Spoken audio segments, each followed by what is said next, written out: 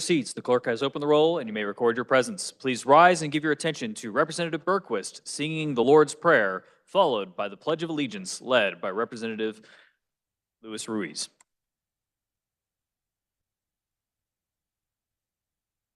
Please join me in an attitude of prayer. Our Father, which art in heaven, hallowed be thy name. Thy kingdom come, thy will be done in earth as it is in heaven. Give us this day our daily bread, and forgive us our debts as we forgive our debtors. And lead us not into temptation, but deliver us from evil. For thine is the kingdom, and the power, and the glory forever. Amen.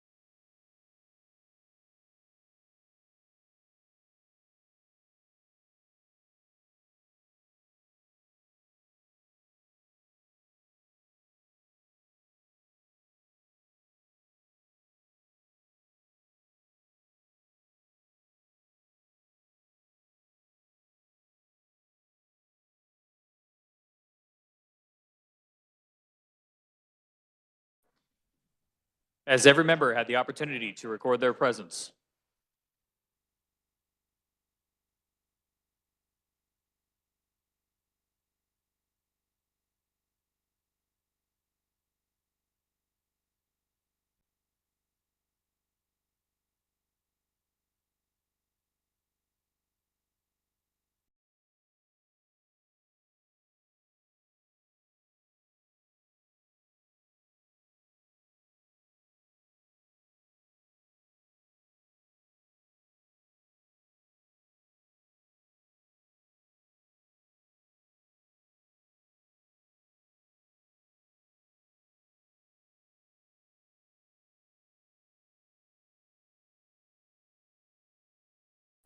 The clerk will close the roll and record the attendance.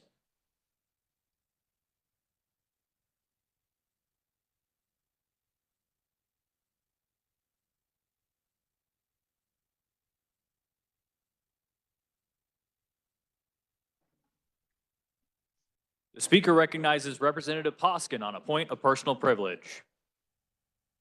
As a friendly reminder, points of personal privilege are 5 minutes long.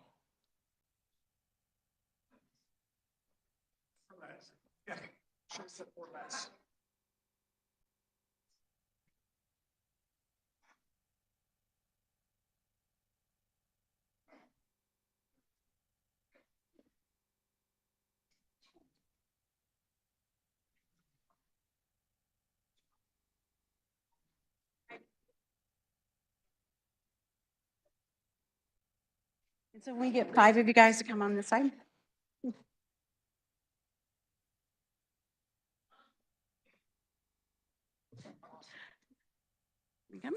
A few more maybe spread out even. Thank you, Mr. Chair.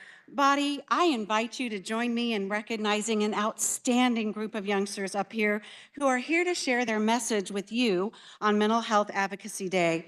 I encourage you to go out of your way to take a moment from your busy day to speak with them about the work they do with Zero Reasons Why, a teen-led grassroots campaign focusing on removing the stigma around mental health and preventing youth suicide.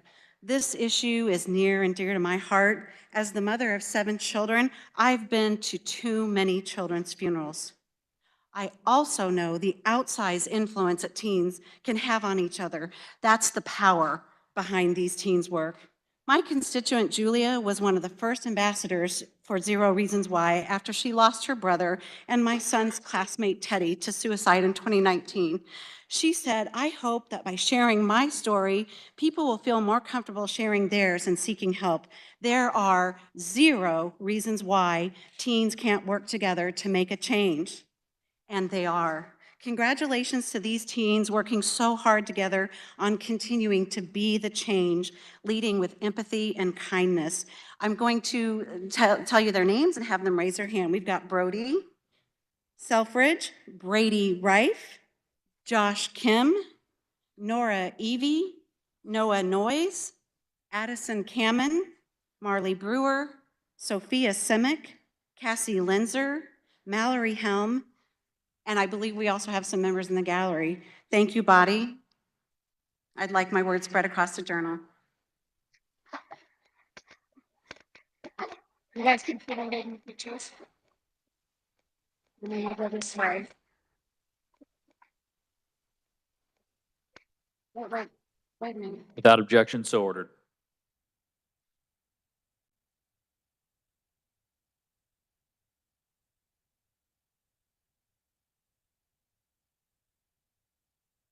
The speaker recognizes Representative Haskins on a point of personal privilege.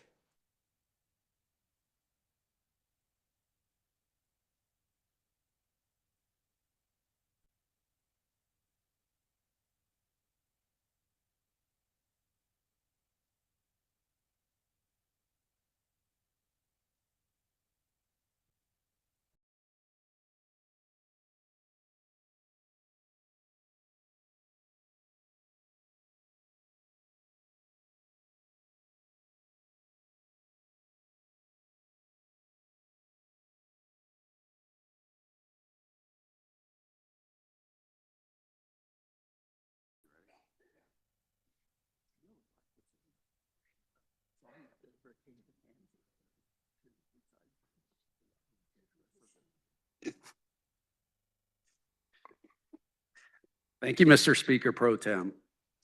Colleagues, they say history is written by the victors, but I believe it is created by those willing to tell it. It is my honor to recognize a special constituent of House District 53, Mr. Larry Wills, for his 25 years of service as the singing tour guide at the Kansas State Capitol. In the gallery, Larry's family and many friends, including our insurance commissioner, Vicki Schmidt, and her husband. With me on the floor, I'm joined by his wife, Doris, daughter Ann, her husband, Jim. I'm also joined by their son, Howard, and their wife, Meredith, is up in the gallery. We also have their grandchildren, Graydon, Emma, Marion, Paul, and Audrey. Scholarship and service with a touch of showmanship defines Larry Wills, or as my family calls him, Uncle Larry. You see, he and Aunt Doris have been best friends with my parents, who are up in the gallery. Hi, Mom. Hi, Dad. Did you notice I led with Mom? That's right. They've been friends since Larry moved to Topeka in 1962 to teach music at Curtis Junior High and became my father's roommate with plenty of cool stories to tell because he was a math teacher at the same school. A lifelong educator, Larry began his career in 1959 teaching band in his hometown of Beloit, Kansas. Over time, this educator transitioned to teaching social science, took on school administration, and eventually retired as an ESL teacher in 1999. Now, retirement didn't quite suit Larry. He wasn't a golfer. He didn't care for woodworking. So in 2000, he applied for a seasonal work at the Capitol, hoping to be an office assistant. Instead, to his delight, he landed the perfect position, a tour guide. What started as a temporary job quickly became his passion. From January to May, 5 days a week, he led thousands of visitors, always on foot, never the elevator, sharing history with energy and flair. He kept going until 2024, when he scaled back to just a couple months. Kansas tour guides do more than lead visitors. They preserve our state's history and safeguard this symbol of democracy that we are here today. Early on, Larry realized, though, Kansas history wasn't just meant to be told, it was meant to be sung. With classics like John Brown's Body, the Chisholm Trail, and of course, Home on the Range, he brought history to life, inviting tour groups to join him in song. His unique way of connecting with audiences spread quickly, making him one of the most requested and popular Capitol tour guides to date. Larry's 25 years of service remind us that history lives through those who dedicate themselves to telling the story. Through his special showmanship, he ensured Kansas's story stays alive for future generations. And today, by recognizing him, we secure Larry Wills' rightful place in the state of history through the Kansas Journal. Colleagues, I ask that you rise, and if you will allow me this privilege, please allow our Capitol minstrel to lead us in the first verse of Home on the Range.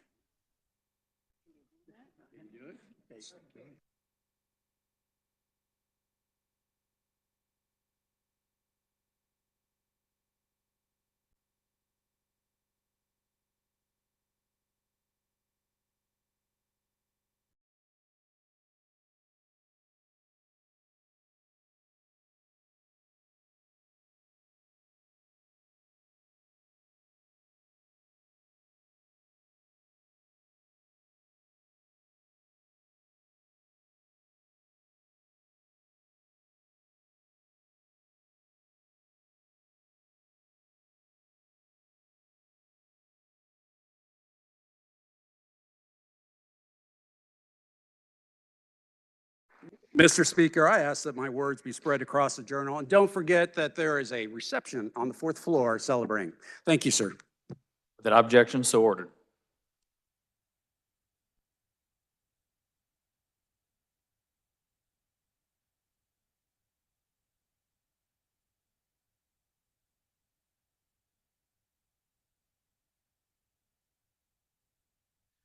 The Speaker recognizes Representative Potter Parshall on a point of personal privilege.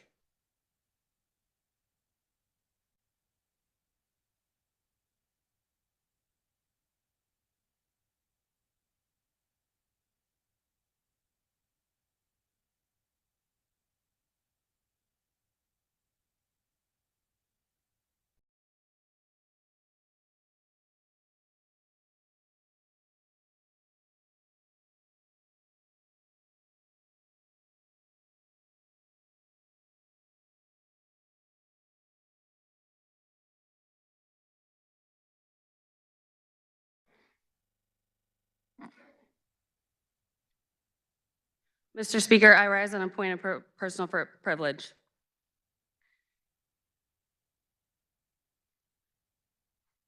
Thank you, Mr. Speaker. Members of the House, I would like to take a brief moment to recognize the members of the Paola High School Spirit Squad.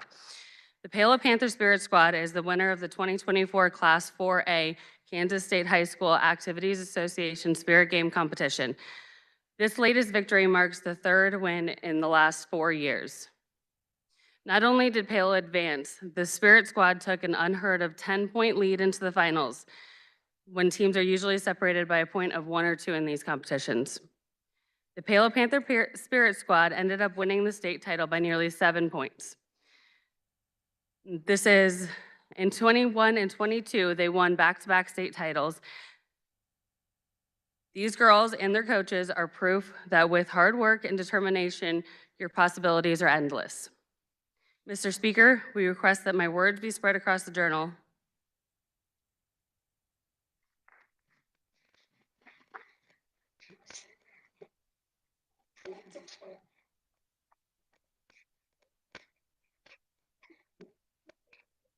Without objection, so ordered.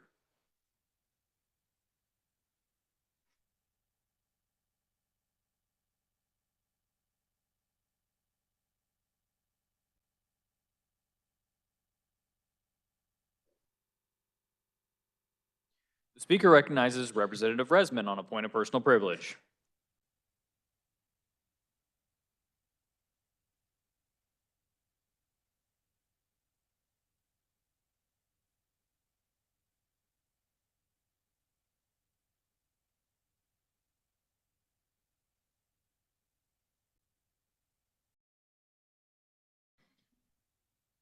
Sorry? There won't be no. Thank you, Mr. Speaker. With me on the floor today are the members of the Olathe West Girls Cross Country Team. The Olathe West Cross Country Team secured their 5th consecutive Class 6A championship in a dramatic form. Due to poor cell connection, resulting in competition being delayed, which resulted in confusion in the standings. Initially, head coach Kelsey Carbarjo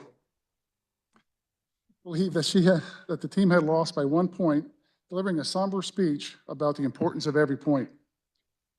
However, updated results later revealed that the Olathe West team actually tied their nearest component with 80 points and won the tiebreaker with their 6th runner. The victory was particularly meaningful because this year's team was largely new and only one returning scorer from last year's championship team. Everyone on the team agreed that they didn't want to be the team that broke the streak. Despite challenges including illness affecting a key runner and a tough, muddy condition at Rimrock Farm, the Owls persevered. Their depth ultimately secured a win with outstanding performances by seniors Lily Brewer, Liz Browning, and a crucial contribution by freshman Addison Burton. The emotional roller coaster of thinking that they had lost and then realizing they had won made the celebration even sweeter. The team was determined to uphold the program's high standards, knowing the difficulty of maintaining a championship streak. Their resilience and teamwork paid off, reinforcing the value of pushing through adversity. With me on the floor today is Coach Kelsey Carbano, Allison Burton, Jasmine Steed, Brooklyn White, Adriana Gonzalez, Annie Clemens, McKinney Tahoe, Liz Browning, Caitlin Wilcott, and Lily Brewer. And additional members and staff from Olathe West are in the gallery. Please join me in congratulating the Olathe West Girls Cross Country Team on their 5th consecutive Class 6A championship.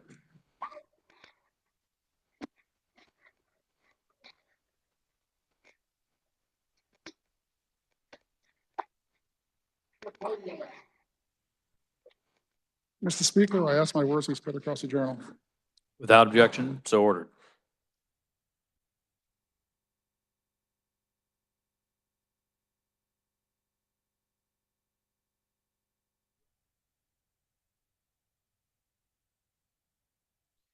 The Speaker recognizes Representatives Christy Williams, Butler, Potter Parshall, and Chauncey on a point of personal privilege.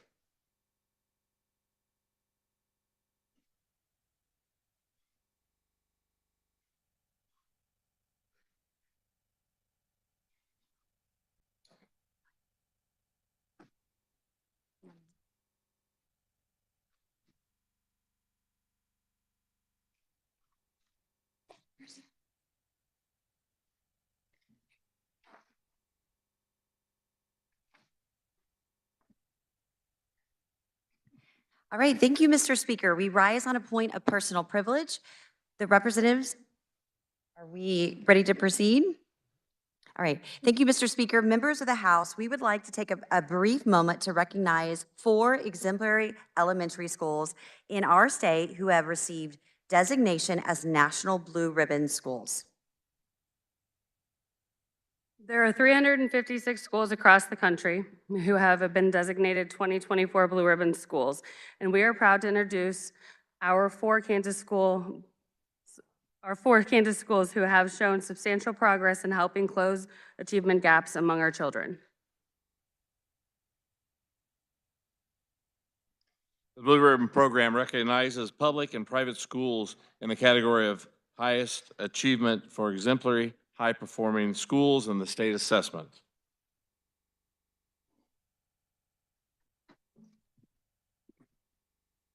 At this time, we would like to honor representatives from these schools. Representing Garfield Elementary School, USD 402 of Augusta is Trevor Lockney and Diane Roten. Representing Lincoln Elementary School, Geary County, USD 475 is Daniel Dinkle, principal, and Dr. Eggleston, superintendent. Representing Harrington Elementary School is USD 487, Nicholas Morgan, principal, and Deanne Knopp, library media specialist. Representing Sunflower Elementary School from Paola, USD 368, to Matthew Meek and Stacy Wolchuk, principal. Also, we'd like to recognize any members from these school districts in the gallery would please rise and we'd be recognized. Yeah.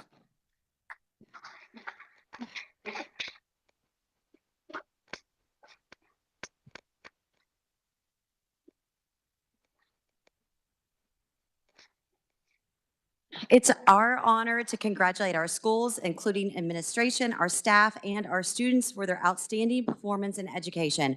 Also, we want to acknowledge and pray for our colleague, Representative Scott Hill, who was not able to be here today. He is having surgery today, to congratulate his school, Harrington. With that, Mr. Speaker, we request that our words be spread across the journal. Without objection, so ordered.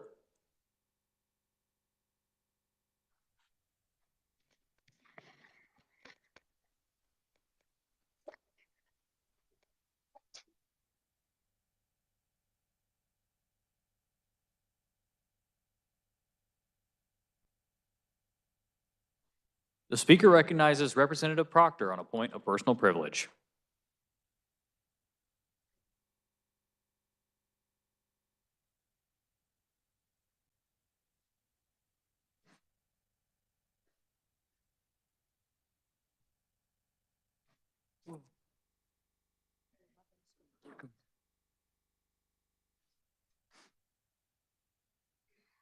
Go a little bit further.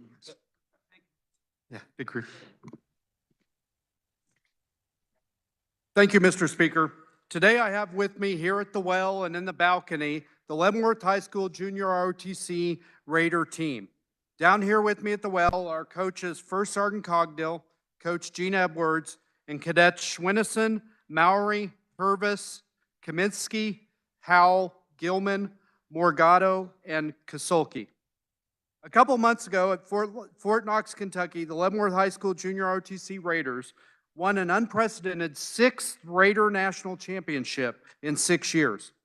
This is a grueling 3-day competition, which includes a physical training test, a 5K run, and the one-rope bridge. They beat over 90 other teams from across the country to win this championship and this honor. You might be asking yourself how a small city like Leavenworth could so consistently defeat so many teams from bigger cities from across the nation. It's definitely a testament to these kids, their hard work and determination to excel. But it's also about these coaches who sacrifice so much time to inspire these kids to go a little faster, a little bit longer. It's a testament to the parents of each one of these kids who sacrifice so much of their time and money to make this team work day in and day out. And finally, it's about the community of Leavenworth, Fort Leavenworth and Lansing, that gives so much of their time and treasure to support this team and give them the resources they need to achieve, win these championships year after year. But it's also about setting high expectations and standards for our kids.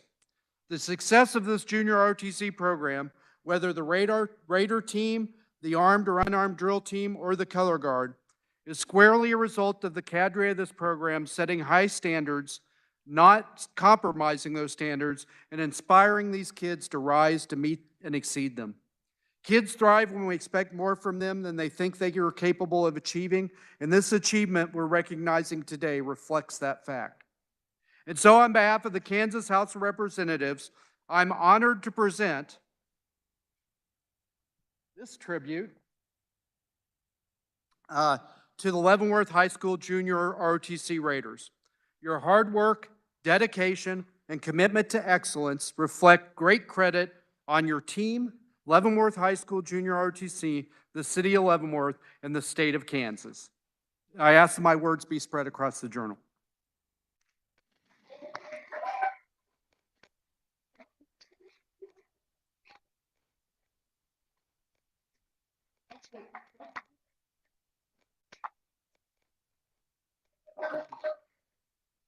Without objection, so ordered.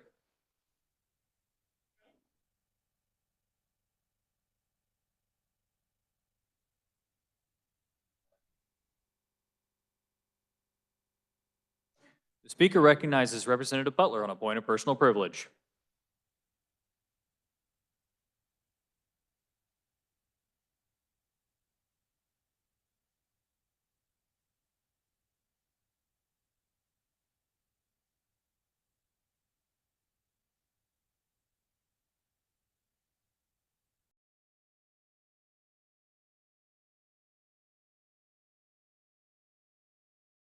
Thank you, Mr. Speaker, members of the House, representatives. Representative Chauncey and I would like to take a moment to recognize Lyndon Pickler, the 2024 Girls 6A Cross Country State Champion. As a freshman at Junction City High School, USD 475, Lyndon ran an 18:37 5,000-meter race to take the coveted first place. Lyndon's fastest time in the past season was 18:15. Lyndon is accompanied this morning with her mom, Amy, and her dad, Colonel Jeffrey Pickler, commander of the 1st Infantry Division Artillery. Unfortunately, we learned that Lyndon's family will be moving this year to their next duty station sometime this summer. And I just found out that it's going to be Germany instead of Fort Leavenworth. So we are grateful that they're not going to Leavenworth. We'd have to have her compete against us again. That wouldn't be good. We do wish them well. Lyndon's also joined by her coaching staff, Coach Tim Testa, Coach Mandy Zimmerman, and Coach Brooke Atkins. Lyndon's mom and dad have expressed their appreciation for the efforts and exceptional coaching skills of these 3 amazing coaches. And so we have certificates for each group here. We got them? Okay. It's an honor to congratulate these amazing individuals. Body, will you join me this morning in recognizing their recipients?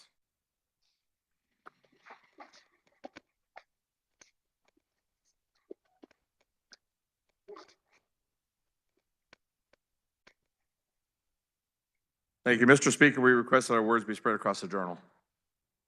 Without objection, so ordered.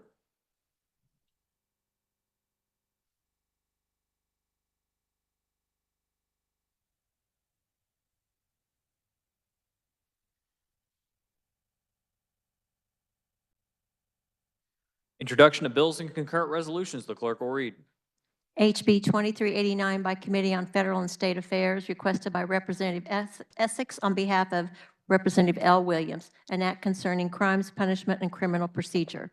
HB 2390 by Committee on Taxation, requested by Representative Turner on behalf of Representative Auerkamp, an act concerning sales and compensating use tax. HB 2391 by Committee on Federal and State Affairs, requested by Representative Hoy, an act concerning firearms. HB 2392 by Committee on Appropriations, requested by Representative Wassinger, an act concerning nursing workforce development. Introduction of original motions and House resolutions. The clerk will read. House Resolution 6009 by Representatives Beeler, Melton, and others. A resolution honoring Michael Young for his outstanding work and contribution to our state as a talented artist and proud Kansas native. On H.R. 6009, the Speaker recognizes Representative Beeler and Melton for a motion to adopt the resolution.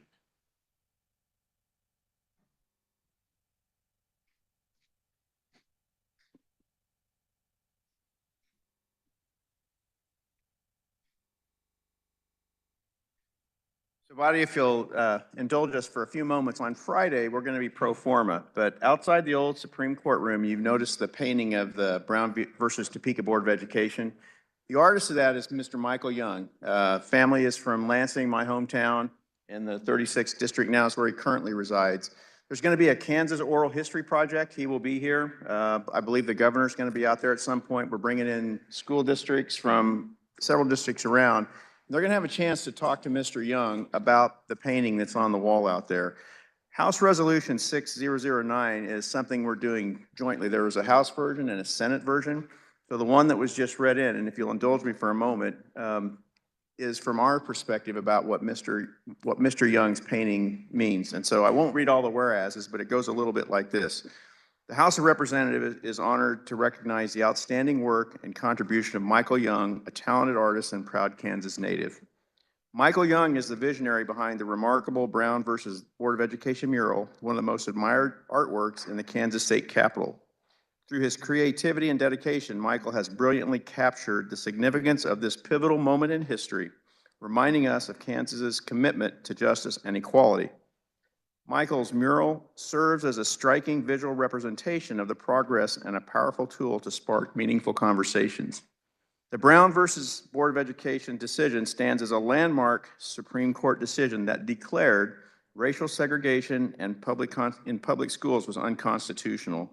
This 1954 ruling became a monumental step in the fight for civil rights, highlighting the inherent inequality of segregated educational systems and affirming that segregation violated the Equal Protection Clause of the 14th Amendment.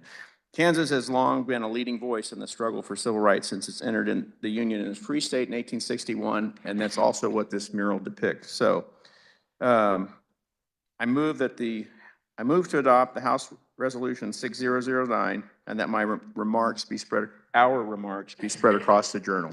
Thank you, Mr. Speaker. You've heard the motion. All those in favor signify by saying aye. Those no. The ayes appear to have it. The ayes do have it. The motion carries. Final action on bills and concurrent resolutions. The clerk will read. HB 2096 by Committee on Taxation, an act concerning income taxation relating to the Kansas Housing Investor Tax Credit, providing for transferability of credits from the year that the credit was originally issued. This constitutes final action on House Bill 2096. The clerk will open the roll, and you may record your vote.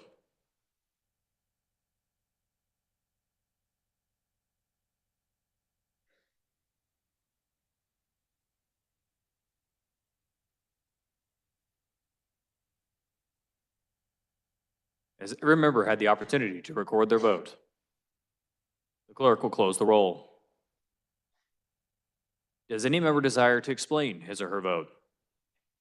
Does any member desire to change his or her vote? Seeing 10 hands, calls in order. Sergeant at Arms will secure the doors. Clerk will read the roll. Auerkamp, Ballard, Carpenter, W. Helgerson, Hill, Humphreys, Rivas, Shortfeiger, Ruiz, S., and L. Williams. Representative Ballard votes aye. Representative Humphreys votes aye.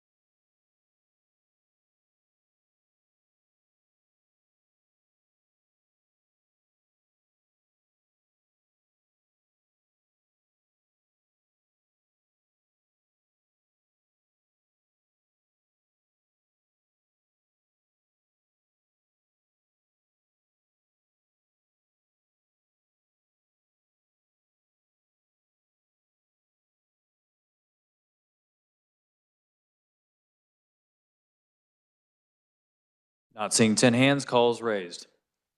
Does any member desire to change his or her vote? Seeing none, with 111 having voted in favor and 6 against the passage of House Bill 2096, the same having received a constitutional majority, the bill is hereby declared passed. The clerk will record the vote.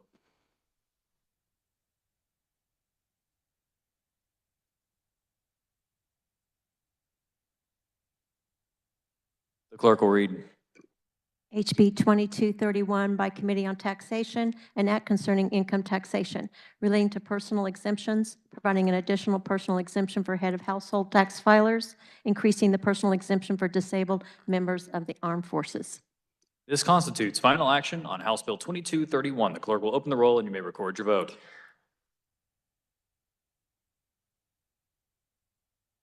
Has every member had the opportunity to record their vote?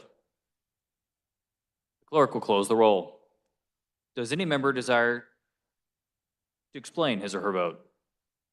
Does any member desire to change his or her vote? Seeing none, with 117 having voted in favor and 0 against the passage of House Bill 2231, the same having received a constitutional majority, the bill is hereby declared passed. Clerk will record the vote.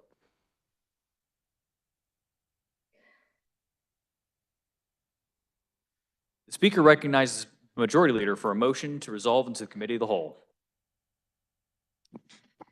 Mr. Speaker, I move the House resolve itself into the Committee of the Whole for the purpose of considering those items under the heading of General Orders.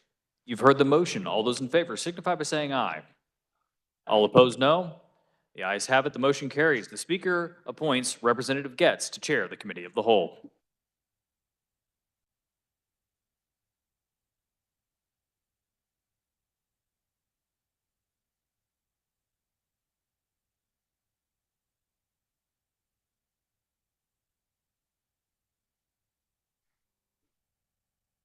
Good morning, body. First item of business is House Bill 2107. For the purpose of carrying House Bill 2107, the chair recognizes Representative Schreiber.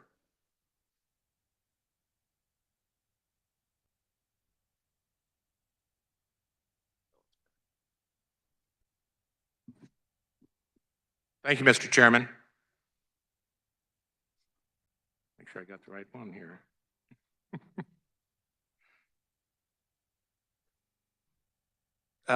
There were committee amendments, and Madam Chair, or Mr. Chair, been one of those days. I move the adoption of the committee report. You have heard the motion. All in favor, signify by saying aye. All opposed, no. The motion passes. Committee report is adopted. You may continue. Thank you, Mr. Chair. So House Bill 2107 regards electric utilities with respect to Kansas wildfire risk mitigation and liability. As we have all seen on TV and so forth, many states such as California, Oregon, Washington have been impacted by wildfires, and not only the damage to property and lives there, but also the electric utilities have been drawn into how to mitigate those.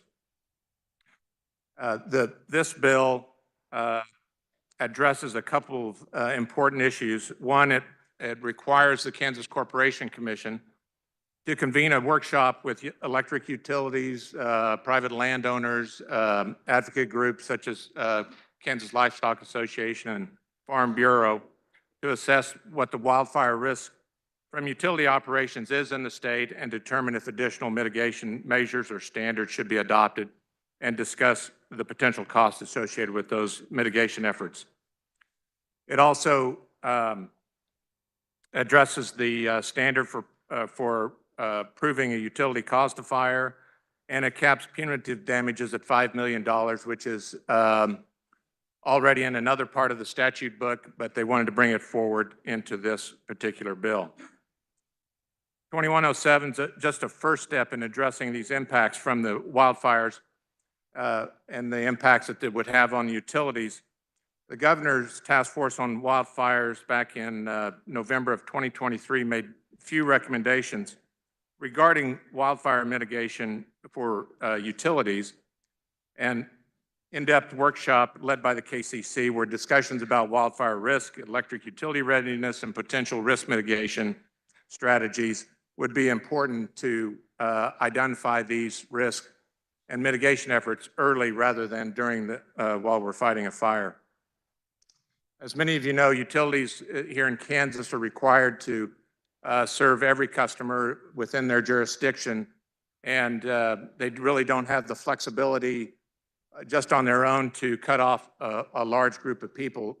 So what we've seen and develop in other states that have had bills like this, utilities will be required under certain weather conditions to de-energize a transmission line, which then affects customers downstream from that outside the impacted area by the fire. And so this is the reason why we need the KCC involved as a regulator for the utilities to make sure, you know, all the risks and strategies are cohesive and coordinated. Initially, Kansas Livestock Association and Kansas Farm Bureau were opposed to the bill.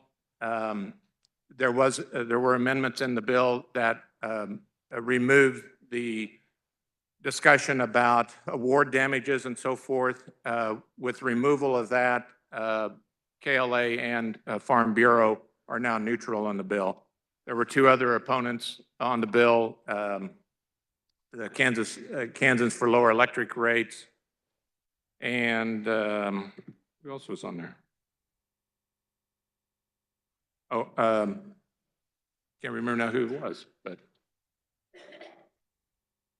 anyway, it was a small, it was a, okay, I'll come back to it.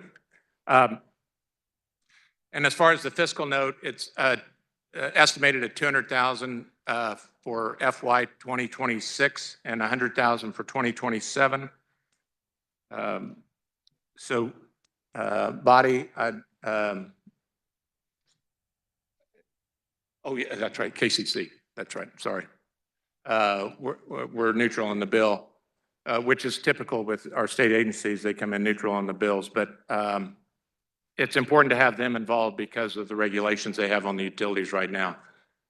So I think this bill overall provides a good starting point for addressing wildfire mitigation, and I would stand for questions. Does any member desire to speak to the bill? Chair recognizes Representative Hobson.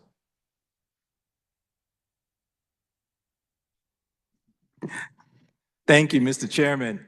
The carrier of the bill did an excellent job explaining it. It's a good bill, and I ask everyone to support HB 2107. Thank you very much. Thank you, Mr. Chairman. Do any other members desire to speak to the bill? Chair Representative Barth.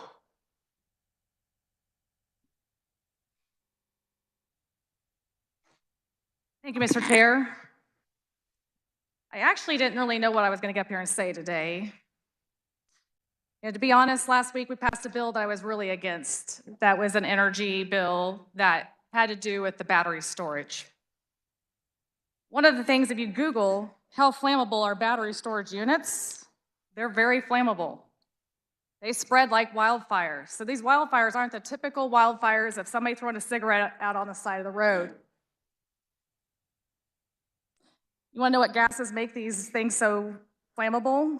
They're releasing highly flammable materials such as carbon monoxide, carbon dioxide, hydrogen, methane, ethane, and other hydrocarbons as well.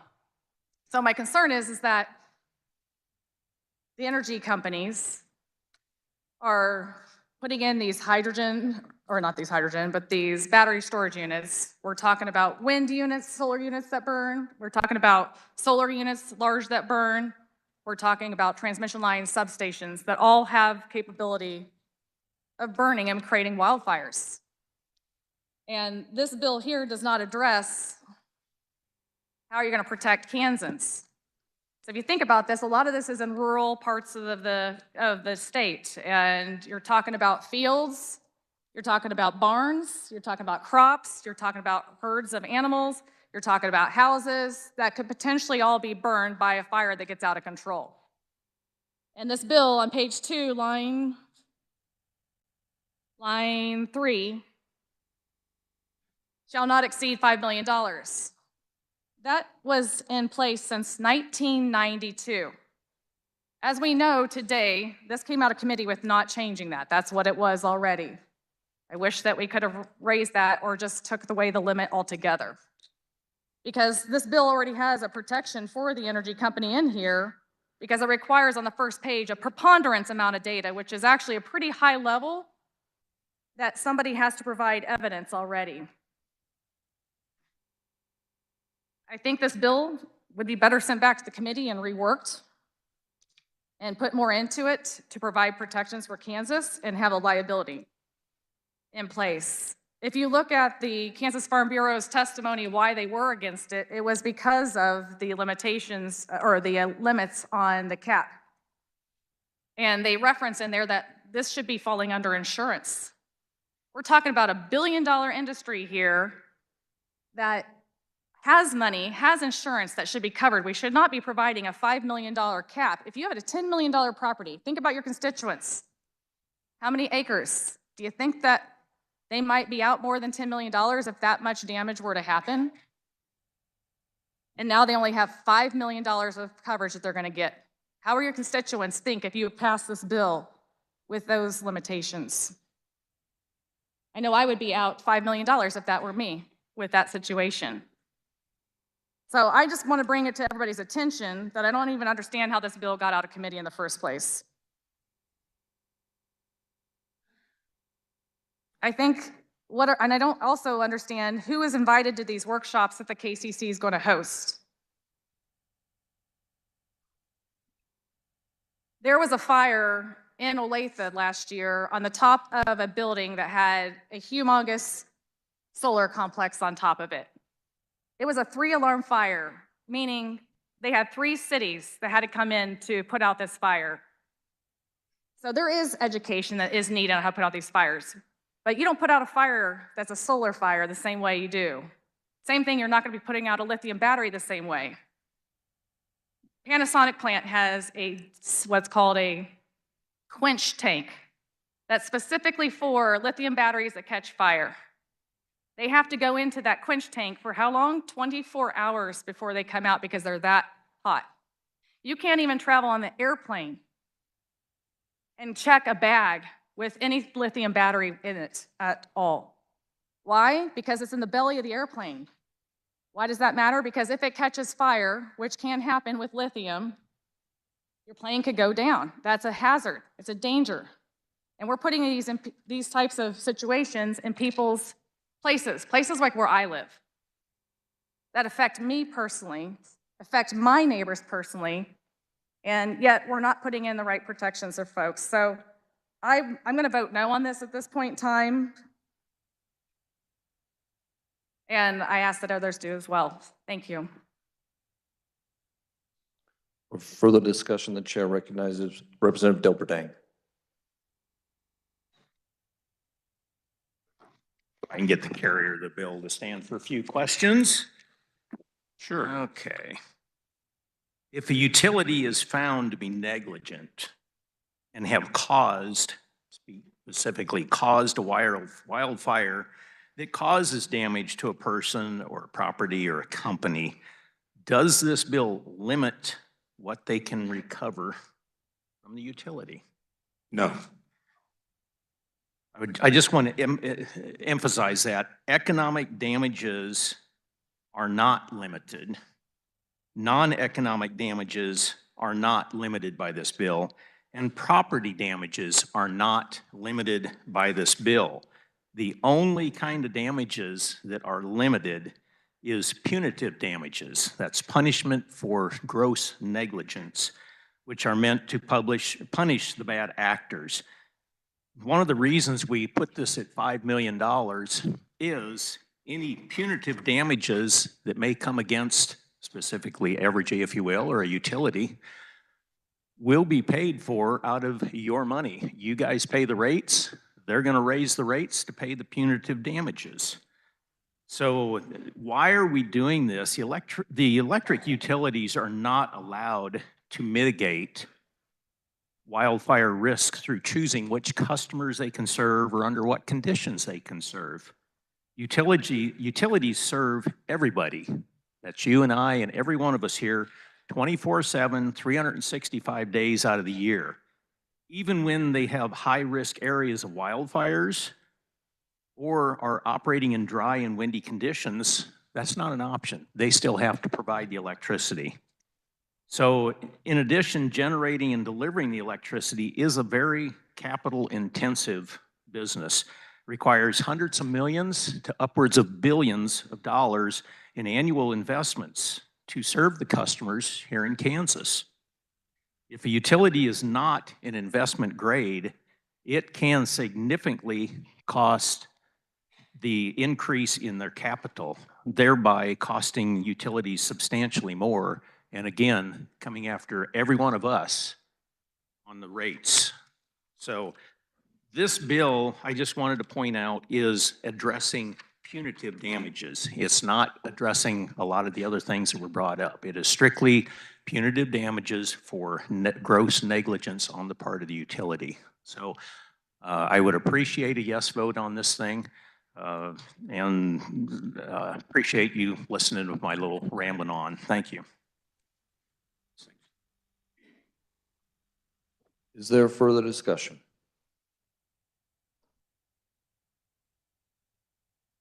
Chair recognizes Representative Barth for a second time.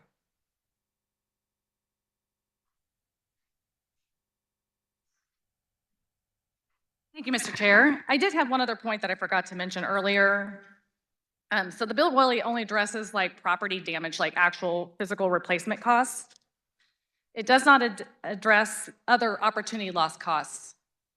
So if you're displaced out of your home because it burned down, there is no cost coverage for you that spells out any kind of where you're gonna live and those expenses. If your crops burn, and that's your business, there's no replacement of what that looks like. If it hurt your herd of cattle and they were calving, it does not address the loss of that business portion as well. So I just want to make sure that I brought that up to everyone's attention as well, and I'm still a no vote. Thanks. Does any other member desire to speak to the bill? If there is no further discussion, Representative Schreiber, you may close. Oops. Sorry. Chair recognizes Representative Carlin. I was a little late pushing my light. I couldn't decide whether to come up here. Mark, Representative, would you let me ask you a question, please? Yes. I'm having a hard time with this one because it's pretty detailed. A lot of items to consider. The former representative indicated that maybe your cattle would not be considered. I need to understand that. We lost 7,000 cattle in a fire recently. Or county fire, or? Well, I don't know, 3 or 4 years ago when that Oklahoma fire. And, you know, it's horrible. There's no stopping it. And I think I understood that was from a spark from electricity. So I have assumed that, since I'm not on that committee, I don't have this background, but I assume that was why we're doing this kind of a bill to protect both. I understand the bill, but if it's actually true that your whole herd could be wiped out and there's no insurance, if we give them a pass on that, I can't support it. I need to know. It's my understanding, and again, I'm not an attorney, but that the economic losses, it doesn't change anything. What's currently law in determining what economic losses are caused by a third party like utility. So if a bull costs $4,000 and there's 10 of them in your field and you've got $400,000, I mean, I just don't know if the amount is right, and that's what my concern is. And I think that's what was concerning to the Farm Bureau and to Kansas. Absolutely, I'm sure it was. And so the part where it talked about awarding damages that was amended out, that resolved their concerns about exactly how things were going to be calculated. and they were neutral then on the rest of the language about economic losses and so forth. Yeah, neutral's good, but it's just a concern. Is there anything else that was agreed on that I haven't heard spoken? Any negotiations that changed With with the ones who became neutral? Was there any other? the other piece was the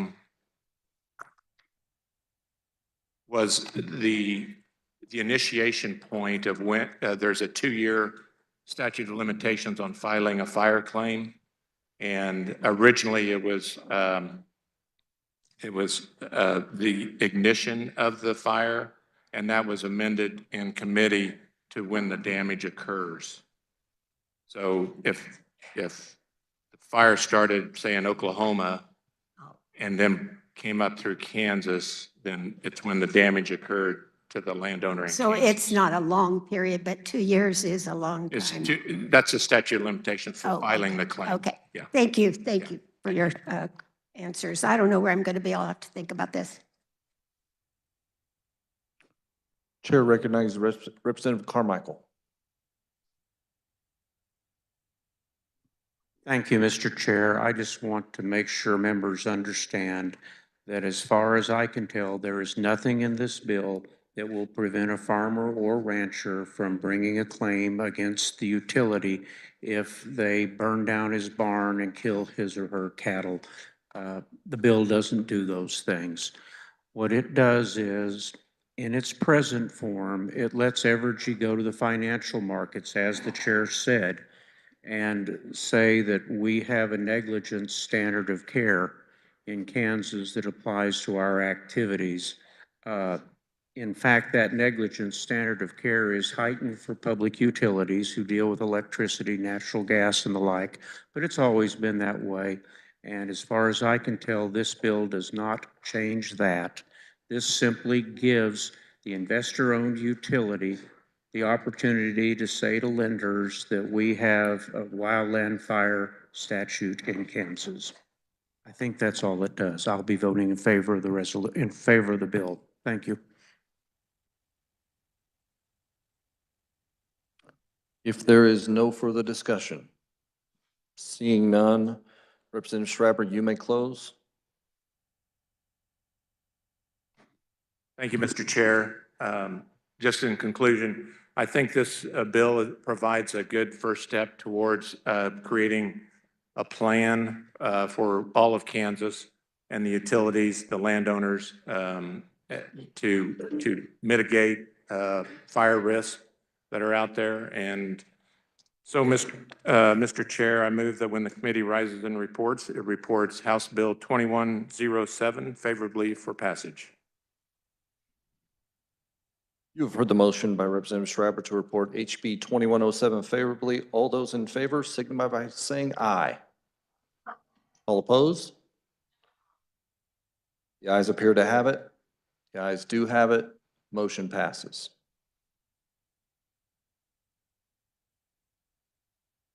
Next item of business is HB 2291. For the purpose of carrying HB 2291, the chair recognizes Representative Penn.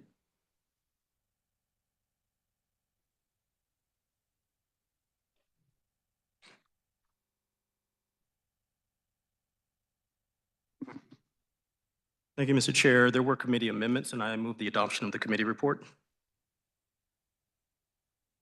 You have heard the motion. All in favor signify by saying aye. All opposed? Motion passes. The committee report is adopted. Please continue. Okay.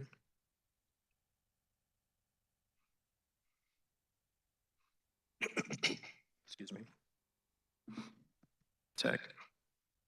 Mr. Chairman, I'm bringing to you and the members of the body House Bill 2291. This is a bill that establishes inside of the Office of the Attorney General the Regulatory Relief Division and the sandbox, regulatory sandbox program.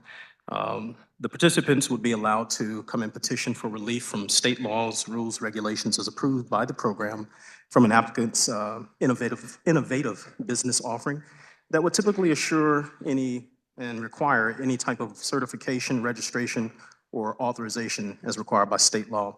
This program would not apply to certain applicants related to the liquor and cereal malt beverage industry, as well as any licensing requirements in those particular professions that require that as well in accordance with federal or state law.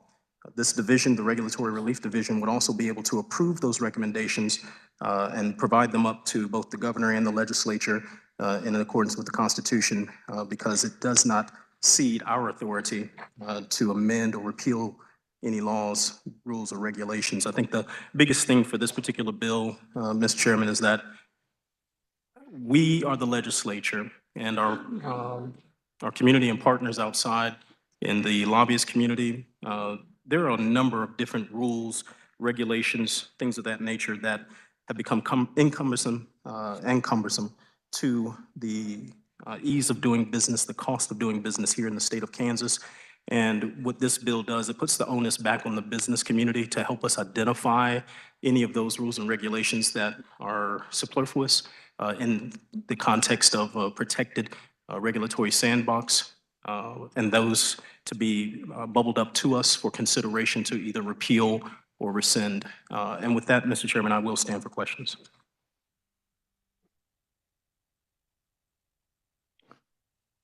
Chair recognizes Representative Sawyer Clayton.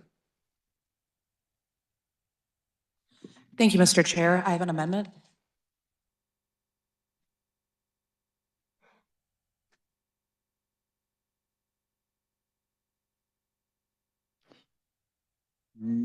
The amendment appears short. The clerk will read. As amended by House Committee on page 2 in line 27 by striking 9 and inserting 11, in line 34 by striking and, in line 36 after representatives by inserting E, one member of the Senate appointed by the minority leader of the Senate, and F, one member of the House of Representatives appointed by the minority leader of the House of Representatives. Would you care to explain your amendment? I would care to explain my amendment. So members of the Commerce Committee, you might remember that I ran an amendment that only had the House Minority Leader appoint someone. It did not include the Senate. And this amendment is slightly different from that committee amendment that I ran because we want to, of course, make sure that there is an odd number of people on that board. There are a number of other states that have regulatory sandboxes, but for instance, the state to the east of us that I don't like to mention favorably normally, but they have a very similar non-industry specific regulatory sandbox, and it does have appointees from the minority party. I would simply like to make sure that everyone has a place at this table on this board, and so I've run this amendment by our chair and by our vice chair. The carrier of the bill is aware of it, so let the chips fall where they may. I certainly hope that you all will support this, but, you know, let's just sort of see how it goes. It is up for your perusal, should be up there on the website for you to take a look at it, and I'll stand for questions. Further discussion on the amendment, Chair recognizes Representative Penn. Will the carrier of amendment stand for a question, please? Gladly. Good morning. How you doing? Oh, I'm peachy. Oh, fantastic. Tell me how I'm doing. Let's see how this goes. Well, I'm cream, so we're peaches and cream. Let's get it together. All right, so when you offered this in committee, the question was put to you that if it got on, you would vote for the bill. Is that correct? It is not appropriate to discuss how someone would or would not vote. It's very clear in the rules, so I cannot answer that question because it's you're putting me in a spot where I might violate the rules, and I just can't do that. Okay. Well, thank you for that. I appreciate it. That's all. Thank you so much. I appreciate it. Body, this is an amendment, you know, that makes it partisan in my estimation. As I told the caucus this morning, the plain reading of the bill has, we had a balloon amendment put on that brought the numbers of the commission, the advisory committee, down from 11 total members to 9. Those members include 5 that come from industry, 2 that would be appointed by the director of this particular body, 1 from the Speaker of the House, and 1 from the Senate President. It is my firm estimation that the Speaker of the House is a bipartisan seat, as they are the Speaker of the whole House, not the majority leader and not the minority leader. Same thing happens on the Senate side with the Senate President So they have the ability, as written into the bill, to appoint whomever they please from either party. It does not lock them into appointing anyone from either party. I would imagine that if, when we're talking about regulatory relief and the sandbox provision, if you want to talk on the partisan side of the House, there has been people in governance for the past 5 years in charge of Commerce Division as well that could have done this, what we propose in this bill at any point in time. That has not occurred. And as you heard, as I will tell you, it was presented and the bringer of the amendment did decline. All that to say, I do not see this as an unfriendly amendment, and I will leave it to the will of the body because if it brings us some votes in bipartisanship fashion, I'm all for that. This is an important bill. Thank you. If there is no further discussion, Representative Clayton, you may close. Wait. Oh, sorry. I was looking at the wrong column. Chair recognizes Representative Curtis. Thank you, Mr. Chairman. I just rise in support of this. It's a matter of fairness, and that way we have more voices at the table, which always helps these discussions. And when you look at other states and how they have put together their regulatory sandboxes, number one, it's mostly in their departments of economic development. And then the second thing is that they do represent representation from both parties. So I rise in support. I think this is a good amendment. So thank you. Now I will look at the right column and seeing no further discussion, Representative Sawyer Clayton, you may close. Thank you for indulging me, body. Fair is fair. I close on my amendment. You have heard the motion by Representative Sawyer Clayton to amend. All those in favor signify by saying aye. All opposed?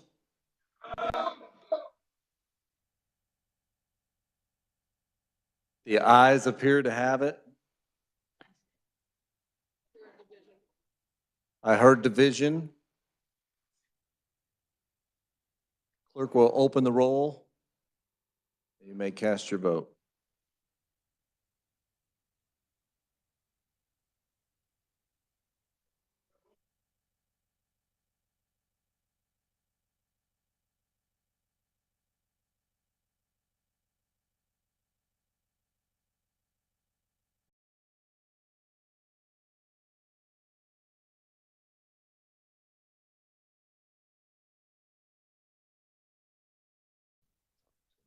Is that it?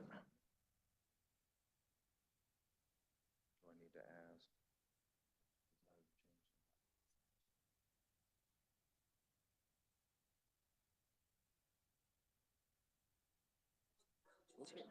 Just that one?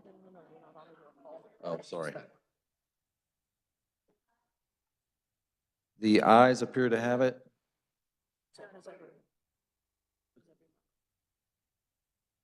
The clerk will close the roll and take the tally.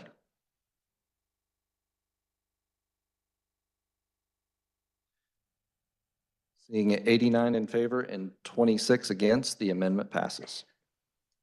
We are back on the bill. Representative Sawyer Clayton, you still have the floor. Thank you, committee. The amendment made the bill better. I urge you to vote your district. Thank you. Further discussion, Chair recognizes Representative Penn. Okay. His name was first, so Representative Carmichael.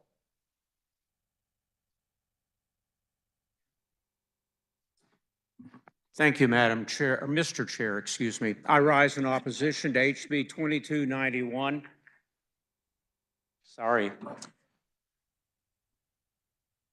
I thought I was going to get to close on the bill too, but at any rate, I do appreciate the air of bipartisanship that prevails this morning in this chamber. Notwithstanding that, I still have to rise in opposition to the bill. I served this past summer on this special committee on legislative sandboxes, and we spent 2 days discussing the wisdom of this proposal. I spoke for 17 minutes last week on rules and regulations. I will not reprise that performance here this morning. But number one, this legislation is probably unconstitutional for the same reasons that we discussed last week. The way that you repeal administrative regulations is by means of a bill signed by the governor, not by means of a committee consisting of Chris Kobach and some other people, including a couple of Democrats. It runs afoul of the decision in State Ex Rel Stephan. But more importantly, do you really want to eat at a restaurant that is a regulatory sandbox, that has decided they have a better way to wash their dishes than hot water and disinfectant? Do you really want to buy cattle from somebody whose herd is not inspected for hoof and mouth disease because they read somewhere that there was a better way to control it? This is a dangerous proposition. As burdensome and as difficult as some regulations may be, they have a good reason to be there, and be very suspicious of those who, for increased profit and convenience, seek to avoid complying with health and safety regulations. I therefore oppose the bill. Thank you. If there is no further discussion, the chair recognizes Representative Tarwater.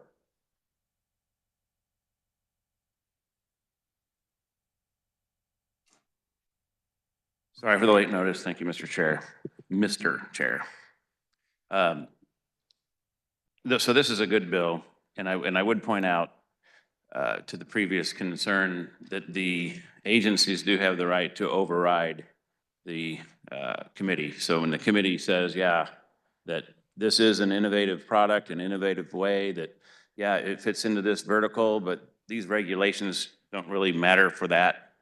Let's give them a couple of years to see how they do, and other companies too that are in that same vertical that have that same type of product can participate. It's just a way to test it out and clear and point out that maybe we can change that regulation within that 2-year period. And if the agencies disagree, they can veto that. So we put some safeguards in it, and you can come up here and make up whatever you want. Pigs can fly for all I care, but it's just not true. Thanks. Is there further discussion on the bill? Fully seeing none, Representative Penn, you may close.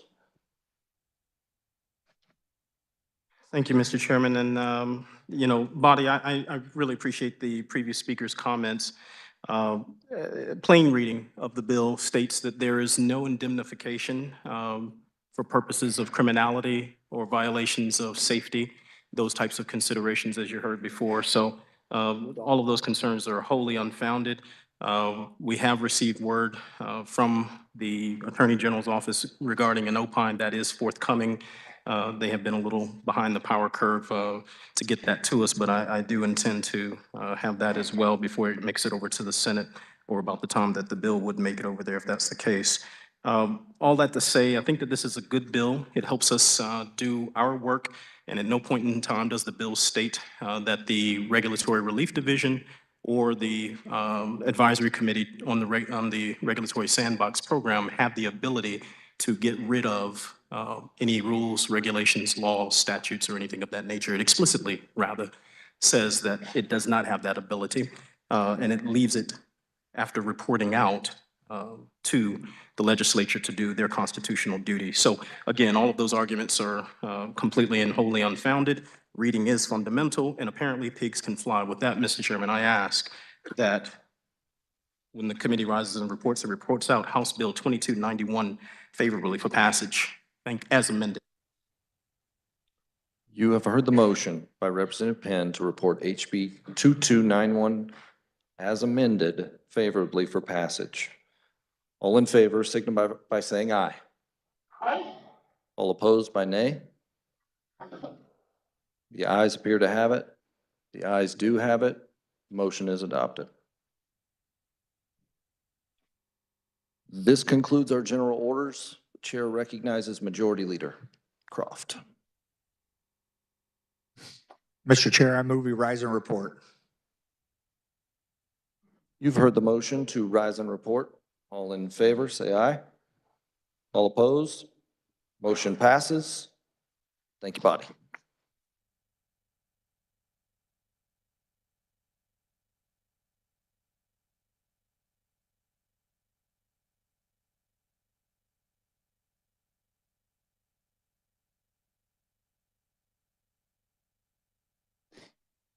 The clerk will read the committee report.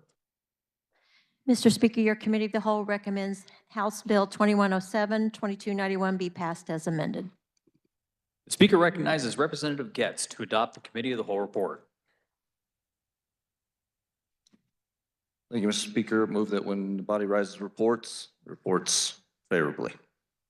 You've heard the motion to adopt the committee report. All those in favor signify by saying aye. All opposed, no. The ayes have it. The committee report is adopted. Reports of standing committees. The clerk will read. The Committee on Federal and State Affairs recommends HB 2331 be passed.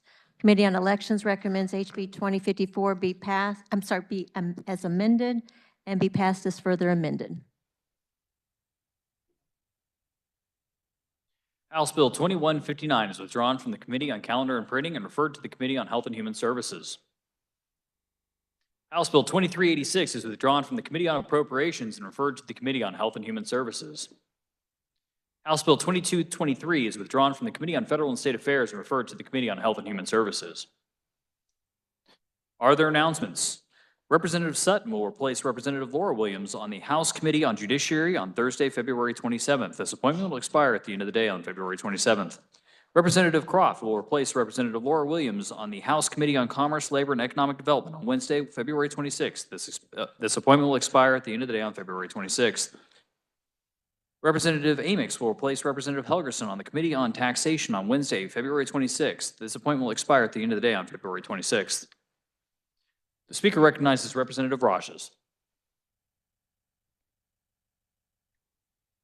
Thank you, Mr. Speaker. Reminder, tonight is the KLA Legislative Social and Dinner. It was supposed to be last week. They postponed it until tonight. You and your spouse are invited. Starts at 6 o'clock. It's at the Town Site Avenue Ballroom, where it was last year. Beef. It's what's for dinner tonight. Thank you, Mr. Chairman. Representative Howe.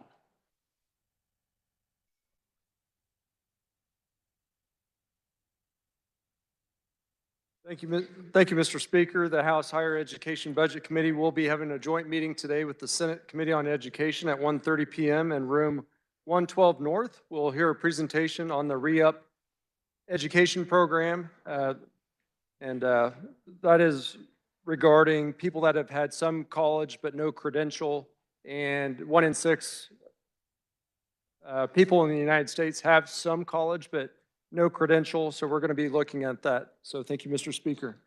Representative Stogsdill.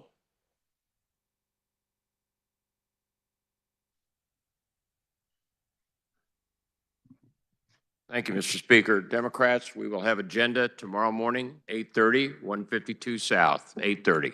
Thank you, Mr. Speaker. Representative Droege.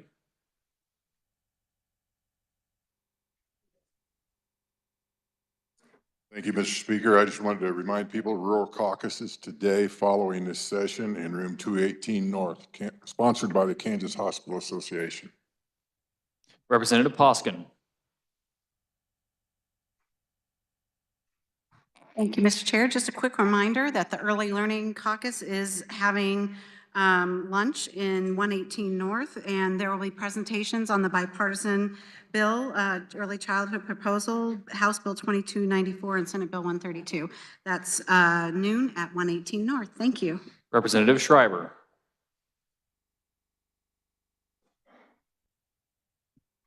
Mr. Speaker, another reminder about the legislative shrimp peel, March 26th. It's a Wednesday evening. It'll be at Heritage Hall down by the Expo Center.